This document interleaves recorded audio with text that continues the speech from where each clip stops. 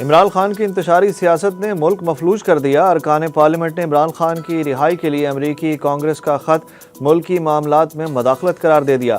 خط کے جواب میں پاکستانی پارلیمنٹ کے 160 اراکین نے وزیر اعظم شہباز شریف کو خط لکھا۔ طارق فضل چودھری، نوید قمر، مصطفیٰ کمال، آسیہ ناز تنولی، خالد مکسی اور دیگر نے خط میں کہا کہ عمران خان کی منفی مہم میں امریکہ اور برطانیہ میں مقیم منحرف عناصر کردار ادا کر رہے ہیں۔ بانی پی ٹی آئی نے ریاستی اداروں کے خلاف سیاسی تشدد، مجرمانہ دھمکیاں متعارف کرائیں۔ 9 مئی کو بڑے پیمانے پر ہنگامہ آرائی اور توڑ پھوڑ کی۔ خط میں لکھا گیا کہ بحیثیت پارلیمنٹیرین سمجھتے ہیں کہ وزیر اعظم کے ذریعے امریکی کانگریس کے ارکان کو آگاہ کریں کہ عام انتخابات پر کانگریس کے ارکان کے خیالات غلط ہیں۔ عمران خان بدعنوانی کے ثابت شدہ الزامات کے تحت قید کاٹ رہے ہیں۔ لندن میں پاکستانی ہائی کمیشن کی گاڑی کو نشانہ بنانے والے افراد کے خلاف قانونی کارروائی ہوگی۔ دفتر خارجہ پاکستان کا رد عمل۔ پاکستان نے چینی سفیر کا بیان حیران کن قرار دے دیا۔ ترجمان دفتر خارجہ ممتاز زہرا بلوچ نے کہا کہ پاک چین سفارتی روایات کی عکاسی نہیں کرتا۔ نئی امریکی حکومت کے بارے سوال کا جواب دیتے ہوئے ترجمان دفتر خارجہ نے کہا کہ پاکستان امریکہ یا کسی اور ملک کی داخلی سیاست پر تبصرہ نہیں کرتا، جیسا کہ ہم چاہتے ہیں کہ دوسرے ممالک بھی ہمارے بارے میں نہ کریں۔ خون کا رنگ لال ہے اور لال رنگ انقلاب کی نشانی ہے۔ فیصلہ کن جنگ کا وقت قریب آ گیا، ہمیں جنگ کے لیے مجبور نہ کیا جائے۔ وزیر اعلیٰ خیبر پختونخوا علی امین گنڈا پور نے صوبے میں طلبہ یونین بحال کرنے کا اعلان کر دیا۔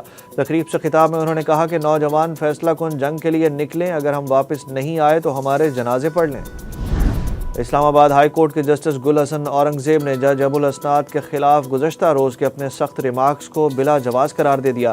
اسلام آباد ہائی کورٹ نے اعظم سواتی کا 8 مقدمات میں جسمانی ریمانڈ کالعدم قرار دیتے ہوئے ٹرائل کورٹ میں پیش کر کے جوڈیشل ریمانڈ پر جیل بھجوانے کا حکم دے دیا۔ جسٹس میاں گل حسن اورنگزیب نے اپنے گزشتہ روز کے غصے کو بلا جواز قرار دیتے ہوئے ریمارکس میں کہا کہ جج ابو الاسناد ہمارے سامنے نہیں تھے، ہمیں وہ بات نہیں کرنی چاہیے تھی جو اپنی ججمنٹ میں نہیں لکھ سکتے۔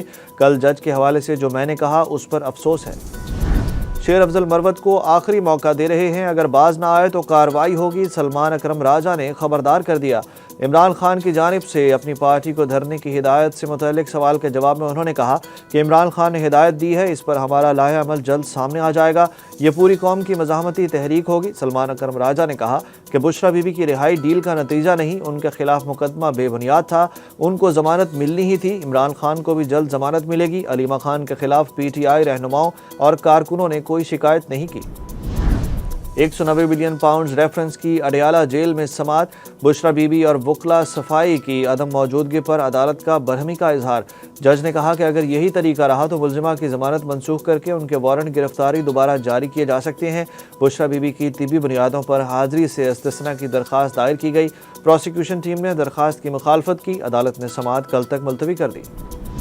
کار سرکار میں مداخلت کے کیس میں معروف وکیل اور سماجی کارکن ایمان مزاری اور ان کے شوہر کا جسمانی ریمانڈ کالعدم۔ عدالت نے دونوں کو جوڈیشل ریمانڈ پر جیل بھیجنے کا حکم دے دیا۔ ایمان مزاری اور ہادی علی چٹھا ایڈوکیٹ کی جسمانی ریمانڈ کے خلاف درخواست پر سماعت چیف جسٹس عامر فاروق کی سربراہی میں اسلام آباد ہائی کورٹ کے 2 رکنی بینچ نے کی۔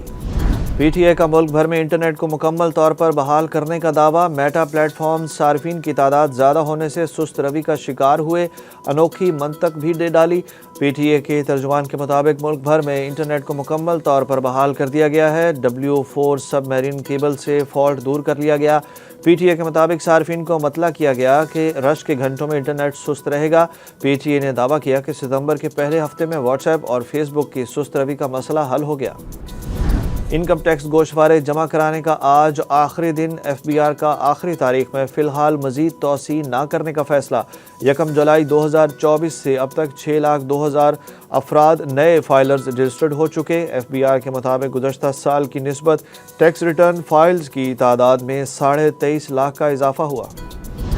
آسٹریلیا میں پاکستان ایک بھی ون ڈے جیت گیا تو بہت بڑی کامیابی ہوگی۔ پاکستان کرکٹ ٹیم کے سابق کپتان وسیم اکرم کی میلبرن میں آن لائن پریس کانفرنس میں گفتگو۔ وسیم اکرم نے پی سی بی میں جاب کی آفر سے انکار کی وجہ سے متعلق لب کشائی بھی کی۔ بولے پاکستان کی آسٹریلیا میں سیریز آسان نہیں ہوگی۔ سابق کپتان قومی کرکٹ ٹیم کا کہنا تھا کہ محسن نقوی کرکٹ کے لیے بہت اچھا کام کر رہے ہیں، مجھے جاب کی آفر ہوئی لیکن میں 9 سے 5 جاب کرنے والا بندہ نہیں ہوں۔ ایک سوال کے جواب میں انہوں نے کہا کہ محمد رضوان کو کپتانی کا تجربہ ہے، وہ اچھی چوائس ہے، وہ بس کھیل پر فوکس کرے۔